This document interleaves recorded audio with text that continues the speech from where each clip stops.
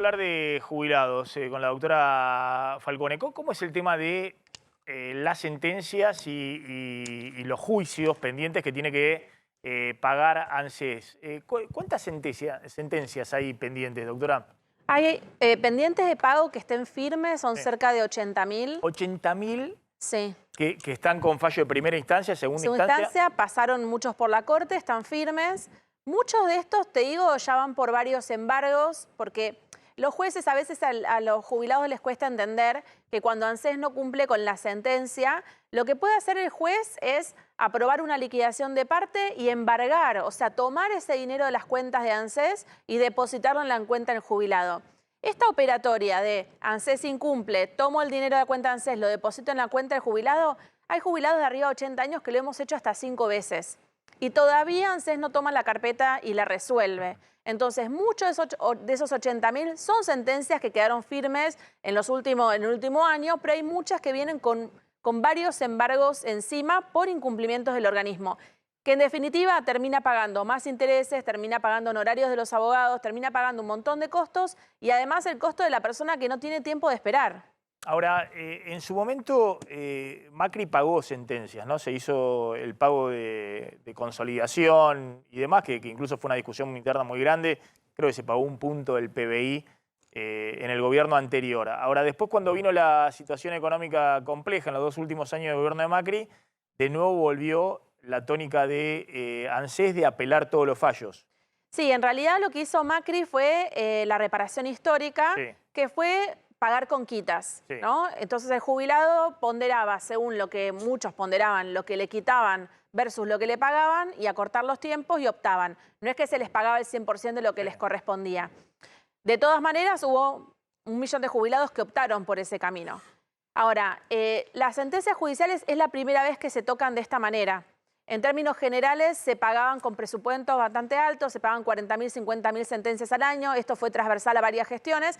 Lo que no se hace es cumplir con los calendarios que corresponden. Es decir, si yo digo que los de mayores de 80 años tienen prioridad de pago, ¿por qué le estoy pagando a gente que tiene 68, que tiene 70? Digo, estas prioridades de pago no se cumplen, no tenemos información de por qué. Se pagan montos altos cuando se tenían que priorizar montos chicos. Y sobre todo este año va a ser muy importante porque el presupuesto es 1/3. Entonces, ¿Cuánto es el presupuesto para pago de sentencias a jubilados el año que viene? Poco más de 150.000 millones. 150.000 millones de pesos. Pero se incrementó en los últimos 2 años 67%. Entonces, lo que necesitamos... En 2 años, 67%. Versus 200%. Es decir, muy por debajo de la inflación, que muy este año por va a ser debajo. 100%, el año pasado fue 50%. Y la verdad es que te podrían decir que está bajando el stock, pero esto no es cierto. También están volviendo muchas sentencias nuevas de la Corte Suprema y se iniciaron miles de amparos contra las reformas, las últimas 2 reformas, con lo cual eso en algún momento también va a tener resolución judicial y va a haber que pagarlo. Lo que también nos lleva a decir en qué momento vamos a hacer una reforma jubilatoria, una reforma previsional que contemple no avasallar derechos adquiridos para evitar nuevas avalanchas de juicios. Finalmente, el tema, volviendo al tema haberes, ¿no? A ver si podemos mostrar un poquito ahí lo que ha pasado con las jubilaciones en los últimos años. Este es un informe que hizo el economista Amílcar Collante, que es muy interesante, ¿no? Porque, fíjense, la jubilación mínima en valores de hoy, a pesos de hoy, en septiembre del 2017 equivalía a 71.915 pesos, a valores de hoy. Es decir, traído por inflación, la jubilación de entonces, la mínima traída por inflación, equivale hoy a un valor de 71.915 pesos. En diciembre de 2019, cuando se va Macri, es decir, esto es la caída muy fuerte del poder adquisitivo de la jubilación en los 2 últimos años del gobierno Macri, ya habían caído a 57.910 pesos. La jubilación mínima de ese momento, traída por inflación al valor de hoy, daría eso. Esto lo hacemos los economistas para comparar distintos momentos históricos, el poder adquisitivo o en términos constantes el valor de la jubilación mínima. En diciembre de 2022, es decir, cuando se le dé el aumento ahora que rige a partir del mes que viene, la jubilación mínima va a estar en 50.127. Hoy está en 43.000 pesos. Fíjense que hoy sería un piso, ¿no? Está en 43.000 pesos, pero hay un bono de 7.000 pesos ahora, por ejemplo, en noviembre, que la lleva a 50.000 pesos. Pero la jubilación mínima hoy está en 43.000 pesos, es decir, este es el piso histórico por debajo de la erosión que ya se había ocurrido en los 2 últimos años del gobierno de Mauricio Macri. Siguió cayendo, hoy está en 43.000 pesos. Pero a partir de diciembre va a estar en 50.000 pesos, la jubilación mínima, que con el bono de 10.000 pesos por diciembre, enero y febrero, bueno, va a 60.000 pesos, con lo cual queda un poquito por arriba de diciembre del 2019 la jubilación mínima, por lo menos en diciembre. Después se va comiendo la inflación.